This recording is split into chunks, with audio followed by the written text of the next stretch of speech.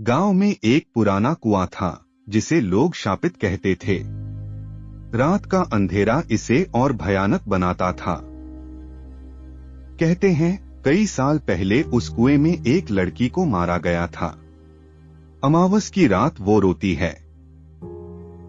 राहुल जो शहर से आया था, इन कहानियों पर भरोसा नहीं करता था। उसने तय किया कि वो खुद देखेगा। गांव वाले समझाने लगे, बाबूजी उधर मत जाइए, वो कुआं जिंदा नहीं मरा हुआ निगल जाता है। लेकिन राहुल ने उनकी बातें अनसुना कर दिया। उसका जिज्ञासा उसे खींच रही थी। अमावस की रात राहुल कुएं के पास पहुंचा।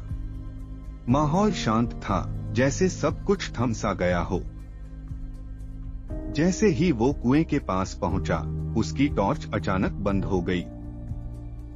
अंधेरे में उसे किसी के रोने की आवाज सुनाई दी। एक लड़की की धीमी सिसकियां।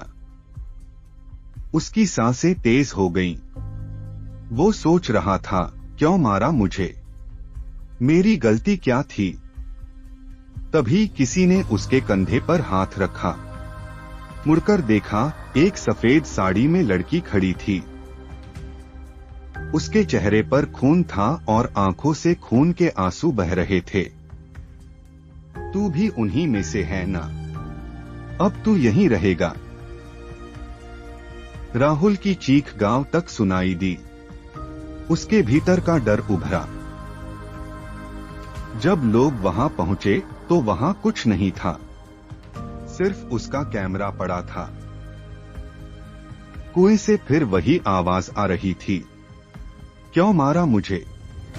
मेरी गलती क्या थी? गांव वाले सन्नाटे में खड़े थे, ये सबका सामना करके। राहुल का कैमरा अब कुएं के पास पड़ा था, जिंदा रह जाने का एक सबूत। उसके कैमरे में कैद हुए पल अब हमेशा के लिए खामोश हो गए। लड़की की परछाई धीरे धीरे अंधेरे में खो गई, सोने से पहले का अंतिम विलाप।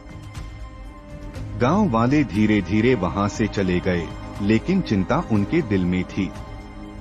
सुबह होते ही गांव में शांति लौट आई, लेकिन डर कभी नहीं गया। एक छोटा बच्चा कुएं की तरफ देखता है, पर कोई भी उसकी मासूमियत नहीं समझता। बुजुर्ग फिर से कहानी सुनाने लगा। यह कहानी सिर्फ डराने के लिए नहीं थी, बल्कि सच्चाई बताने के लिए। कुएं के ऊपर बादल छा रहे थे, जैसे अमावस का इंतजार हो रहा था। कुएं में पानी हिल रहा था, जैसे किसी अतीत का दबाव महसूस हो रहा हो। गांव वाले अपने काम में व्यस्त थे, लेकिन कुएं की ओर देखते हुए डर रहे थे।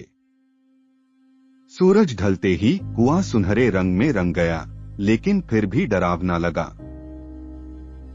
गांव वाले धीरे धीरे फिर से उस कुएं की कहानी कहने लगे, डर के साए में।